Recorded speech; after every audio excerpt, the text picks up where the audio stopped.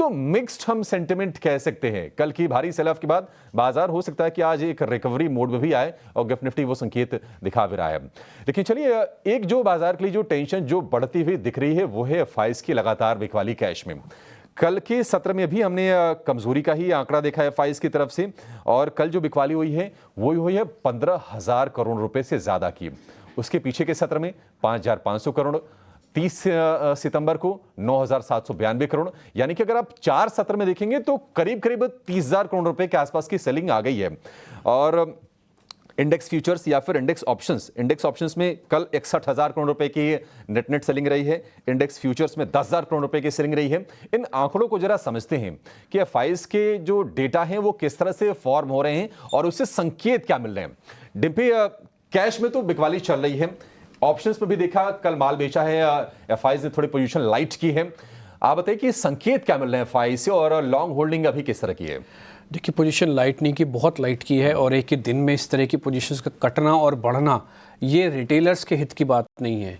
इसलिए कल जब मैं आपको नोटिस करा था, बाकायदा मैंने एक लिंक भी दिया उस पर। अमूमन मैं मार्केट्स के लिंक कम कर पाता हूँ यहाँ पे, समय नहीं निकल पाता इतना, लेकिन कल मैंने स्पेशली आपके सामने वो जो पुट्स का एबनॉर्मल गेंस था वो आपको बताया था। आपको पता ही होगा 3,000% का रिटर्न आया। ये कैसे आ सकता है कि कोई भी चीज़ 4 रुपये की, 8 रुपये की, कल 250 रुपये हो गई।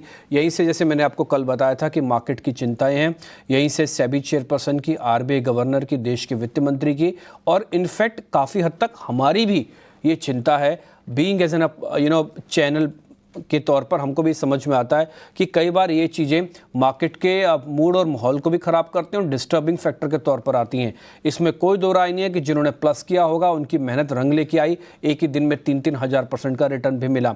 लेकिन इसमें भी कोई दो राय नहीं है कि ये सारी चीज़ें मार्केट के अंदर एबनॉर्मलिटी को भी बढ़ाती हैं और काफ़ी हद तक गैम्बलिंग जैसी चीज़ों को भी इंट्रोड्यूस करने का काम करती हैं। इसलिए ये पॉइंट्स थोड़ा संभल कर आराम से देख के काम करने का समय है।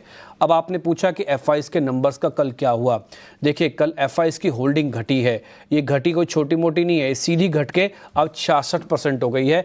80% के अराउंड थी, 79% थी, घट के 66% हो गई है। एथिकली देखा जाए तो करीब हमने 14% कल एफआईज ने माल बेचा इंडिया के अंदर। इसलिए कल आप जब बाजार को देख रहे होंगे, मेरे को नहीं मालूम कि कितने लोग स्क्रीन की रीडिंग करते हैं, लेकिन जिनको काफ़ी देर तक स्क्रीन पे बैठने का अनुभव है वो स्क्रीन को देख देख के ही समझ जाते हैं कि बाजार के अंदर क्या हो रहा है। उनको ज़रा डाटा उधर उधर की चीज़ें देखनी नहीं पड़ती हैं। तो कल जो स्क्रीन रीडिंग कर रहा था उसको साफ लग रहा था कि पानी की तरह बहता जा रहा है मार्केट, कोई नहीं रोक रहा उसको। दो मेजर प्लेयर मैं आपके सामने दिखाऊंगा, फर्स्ट एक एल&टी, दूसरा रिलायंस इंडस्ट्रीज। दोनों में गिरावट करीब करीब 4% की थी और इन दोनों के पास काफ़ी बड़ी जिम्मेवारी थी कि बाजार को रोकने की, लेकिन वो रोक नहीं पाए और बाकायदा डेज लो पे जाके बंद हुए। सिर्फ 2 ही शेयर अपने आप में बताने के लिए बहुत है। हालांकि कल आंकड़ा अगर आप देखेंगे एडवांस डिक्लाइन का तो बेहद खराब था और सिर्फ 9 शेयरों में लॉन्ग बन रहा था, इक्का दुक्का में कोई कवरिंग। और वैसे अगर निफ्टी के हिसाब से देखा जाए तो निफ्टी के हिसाब से करीब 48 शेयरों के अंदर कल नुकसान दर्ज हुआ। अब आप मैं एफआईज में एक और पॉइंट भी बता देता हूं। एफआईज के में कल रिटेल ने स्मार्टली पोजीशंस को बढ़ाया है। रिटेल की पोजीशन 47% हो गई है 37% से। आई रिपीट, 37 से 47% हो गई है। लेकिन हैरान करने वाली बात है कि इस तरह के करेक्शन के बाद भी डीआईज का deployment of money in the market वो नहीं हो रहा है। पैसा है, सिस्टम में भी है, समझ भी है, सब कुछ है, लेकिन वो बाजार के अंदर पैसा इन्फ्यूज नहीं हो रहा, लग नहीं रहा। अगर ये पैसा लग रहा होता तो कल पानी की तरह जो मार्केट जा रहा था नीचे वैसा नहीं होता, क्योंकि उनकी होल्डिंग्स में किसी तरह का कोई भी बदलाव नहीं है। रही बात जो भी आप ऑप्शंस का नंबर बता रहे थे अभिषेक जी, तो मैं बता देता हूँ 61,000 करोड़ रुपए की ऑप्शंस, करीब 15,000 करोड़ रुपए का कैश।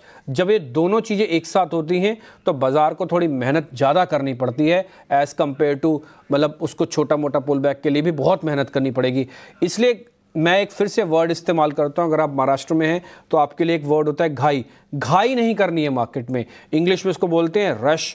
जल्दी जल्दी नहीं करना, हिंदी में इसको कहें तो ये तीनों चीज़ें अपने आप कान में बिल्कुल से अच्छे से बिठा लीजिए। हमको फिलहाल अभी कोई जल्दी नहीं करनी है। एक वर्ड हमने इजाद करके ट्रेडिंग वाला आपके सामने रखा हुआ है, that is called lab trading. Lab trading का मतलब आप 10 लॉट में काम करते हैं तो एक लॉट के साथ ही काम करना, इससे ज़्यादा नहीं करना। तो ये रफ आइडिया है एफआईज का। और मैं बोलूँगा एफआईज घटेगा और बढ़ेगा अगर बड़े पैमाने पर इस तरह की चीज़ों के लिए आप तैयार हो जाइए। ये बढ़ने और गिरने दोनों तरफ से मैं बता रहा हूँ। ठीक है, तो आपको लैब टेस्ट करना है, छोटे एक्सपेरिमेंट करने हैं, जैसा कि डिम्पी आपको सलाह दे रहे हैं, अगर बाजार में करना है तो भी। कल के दिन के निचले से पर डिम्पी क्लोजिंग और कल सभी सेक्टर बिकवाली आई, मतलब निफ्टी के सिर्फ 3 शेयर बमुश्किल हरे निशान में टिक पाए। तमाम जो बड़े क्रूशियल सपोर्ट्स थे वो टूटे हैं डिम्पी। 25,250 की क्लोजिंग। कौन से सपोर्ट्स अब खुल गए हैं और क्या करना चाहिए इन लेवल्स पर बाजार में? आज की रणनीति क्या होगी? देखिए, जब हमने सीरीज की स्टार्टिंग की थी तब हम करीब 26,000 के आसपास हम सीरीज को लेके आए थे अक्टूबर के। थोड़ा आपको इसलिए पीछे जाना पड़ेगा क्योंकि पीछे से ही दर्द शुरू हो रहा है, पीछे वाले डाटा से ही प्रॉब्लम आई है। अभी तो डाटा हम सिर्फ देख रहे हैं, लेकिन ये प्रॉब्लमेटिक सिचुएशन तो सीरीज के स्टार्टिंग में हो गई थी। सृष्टि को और आपको अच्छे से याद होगा, हमने एक वर्ड इस्तेमाल किया था कि निफ्टी इस बार हैवी होके आया है। निफ्टी के अंदर 6.5 लाख कॉन्ट्रैक्ट हैं और ये बात हमने आपके सामने रखा था कि इतना भारी निफ्टी जो ओआई के साथ आया है ये चलेगा नहीं, क्योंकि इसमें 3 मेजर प्रॉब्लम्स थी। पहला, हाईएस्ट ओपन इंटरेस्ट के साथ हम ट्रांसफर ले रहे थे। दूसरा, हाईएस्ट एफआईज की होल्डिंग के साथ हम ट्रांसफर लेके आए, 81% की होल्डिंग के साथ हमने सीरीज के अंदर एंटर किया। तीसरा, 1.4 अराउंड हमारा पुट कॉल रेशियो था, जो कि बाजार को महंगा करने के लिए, बताने के लिए सफिशिएंट था। और घटता हुआ विक्स था जो कि 12 के भी नीचे पहुंच गया था। ये सारी चीजें इंडिकेट कर रही थी कि बाजार के अंदर डर का माहौल हो सकता है या फिर थोड़ा चलेगा नहीं। और आपको अच्छे से याद होगा, हमने सोमवार को, अगर किसी को ध्यान नहीं है तो सोमवार का सिर्फ हमारा वीडियो उठा के देख लीजिए, हमने इसी सोमवार से, इनफैक्ट उसके थोड़ा पीछे से भी, आपको खरीदने के लिए मना कर दिया। हमने आपको शॉर्ट के लिए तो रोका, लेकिन खरीदने के लिए भी रोका। और आपको ये सस्ता बाजार अब अच्छे से मिलेगा ताकि आप अच्छा रिस्क रिवॉर्ड रख के मार्केट के अंदर आए। एक ही चीज मार्केट के अंदर ध्यान देने वाली है, वो है एडवांस डिक्लाइन की रेशो। आप इस चीज को ध्यान रखिएगा, आप कितने पैसे गंवा रहे हैं, यानी कि रिस्क रिवॉर्ड रेशियो, मैंने गलती से एडवांस बोल दिया, रिस्क रिवॉर्ड रेशियो, आपका कितना जोखिम और आपके पास कितना रिवॉर्ड है। ये रेशियो अगर आप अपनी ठीक कर लेंगे ना, तो मेरे को नहीं लगता इसके अलावा आपको कुछ और ज़्यादा समग्रता में समझने की ज़रूरत है। एक छोटा सा पॉइंट के साथ मैं निफ्टी को क्लियर कर देता हूँ। पहला, ओपन इंटरेस्ट अब कम हो चुका है, 5,33,000 हो गया, लेकिन इस 1 लाख से 1.25 लाख कॉन्ट्रैक्ट को हटाने में मार्केट को 1000 पॉइंट की बलि देनी पड़ गई अपनी। 26,200 से आज हम 25,200 पे आए हैं, तो इस 1 lakh contract, 1.25 lakh contract system से हट गए हैं। अब हम बैक टू नॉर्मल हो चुके हैं ओपन इंटरेस्ट में, तो इसलिए नॉर्मलिटी का सीजन मार्केट के अंदर कम से कम निफ्टी के तौर पर आ रहा है। दूसरा, एक और चीज, कल ह्यूज अनवाइंडिंग हुई है। ये अनवाइंडिंग करीब 8% के आसपास की थी ओपन इंटरेस्ट शेडिंग की।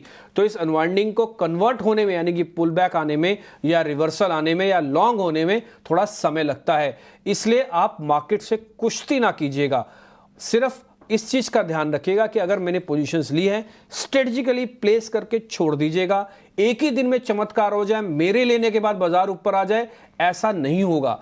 तो इसलिए आप अपने हिसाब से मौका देख के प्लस कीजिए। सपोर्ट और रेजिस्टेंस हमने आपके लिए लिखे हुए हैं।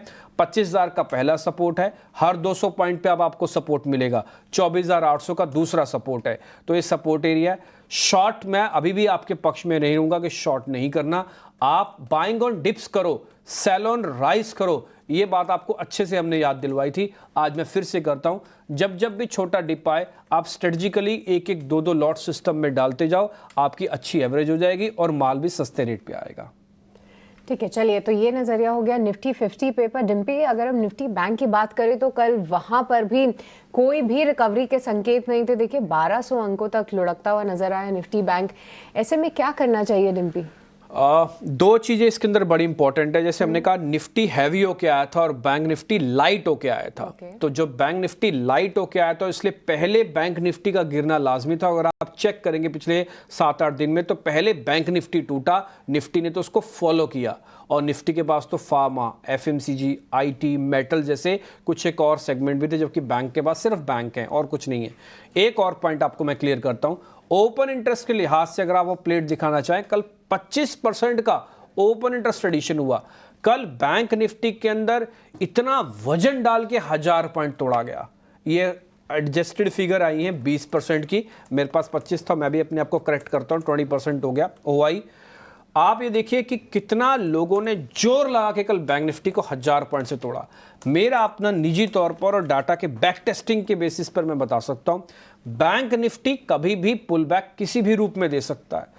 और उसकी एक बड़ी वजह है 9 तारीख, जब आरबीआई की एक बैठक का फैसला आएगा। आपको पता है यूएस के अंदर ब्याज दरें घटाई गई हैं, इंडियन मार्केट्स में आरबीआई को फैसला लेना है, इसलिए उस बैठक से ठीक पहले आज फ्राइडे का सेशन, फिर 2 सेशन और होंगे, सोमवार का, मंगलवार का, बुधवार को आप वो फैसला भी सुनेंगे। तो उससे ठीक पहले बैंक निफ्टी में थोड़ा बहुत होगा तो और होगा, लेकिन बैंक निफ्टी बहुत ही इंपॉर्टेंट लेवल पे आ चुका है। पहला, ओपन इंटरेस्ट से ये हैवी हो गया, ये लाइट से हैवी हुआ, एवरेज से ऊपर आ गया। 1.5 लाख कॉन्ट्रैक्ट जब ये स्टार्ट हुआ था 1,20,000 कॉन्ट्रैक्ट आए थे इसके अंदर, अब 1.5 लाख से ऊपर है, तो ये हैवी हो गया। दूसरा पॉइंट आपको बताऊं मैं, एक और पॉइंट, आप 51,800 पे कल आपने बैंक निफ्टी क्लोज होते देखी है, 1 मिनट के लिए फ्यूचर दिखाइए, 500 पॉइंट से ज्यादा का प्रीमियम है बैंक निफ्टी में। 500 पॉइंट का प्रीमियम आपको एक्सपायरी के रोल ओवर पर भी नहीं मिलता, जो इस समय आप लेके बैठे हो 560 पॉइंट का। और आपका फ्यूचर देखो कितने पे है, वो है 52,405 पे, कहां 51,800, कहां 52,500। तो जो फ्यूचर लेके बैठे हैं उनको कोई डर नहीं है, क्योंकि प्रीमियम्स उनकी सेफ्टी के लिए एक डोम की तरह आके खड़ा हो गया जो उनको बचा रहा है। और मैं थैंक यू बोलूंगा जिसने भी ये डिराइव किया है प्रीमियम्स और डिस्काउंट। अगर ये प्रीमियम्स और डिस्काउंट्स नहीं होते सिस्टम में तो आज आप बहुत बड़े नुकसान में होते। ये प्रीमियम इच्छा शक्ति को बताता है, ये माल नहीं कटा इसको भी बता रहा है कि अभी भी इच्छा शक्ति मार्केट के अंदर काफी है, इसलिए अपने आप में बताने के लिए बहुत है। शॉर्ट वॉट करना नहीं, इसका सपोर्ट और रेजिस्टेंस भी बता देता हूं। 51,500 51,300 वाली रेंज एक सपोर्ट एरिया है, ऊपर जाएंगे तो पहले 52,200 पे रुकेंगे, फिर 52,500 800 पे भी हम रुक सकते हैं, ये सपोर्ट और रेजिस्टेंस है। शॉर्ट वॉट करना नहीं है। पुट कॉल रेशियो के हिसाब से बताता हूं, बैंक निफ्टी 0.70 है, 0.6 पे आके सस्ती हो जाती है, वहां से फिर ये टूटता नहीं है। एक और लास्ट में बताने हैं, बस 3 शेयर F&O बैन में है, इनफैक्ट नहीं 5-6 शेयर बैन में है, जिसमें से बैंक वाले शेयर हैं सिर्फ 2 हैं, एक बंधन और एक RBL। ये दोनों ही बैंक ध्यान देने वाले हैं, इसलिए मैंने आपको जरा बैन के शेयर्स भी नोटिस करा दिए। कुल मिला के ये मार्केट का मोटा मोटी व्यू पॉइंट है।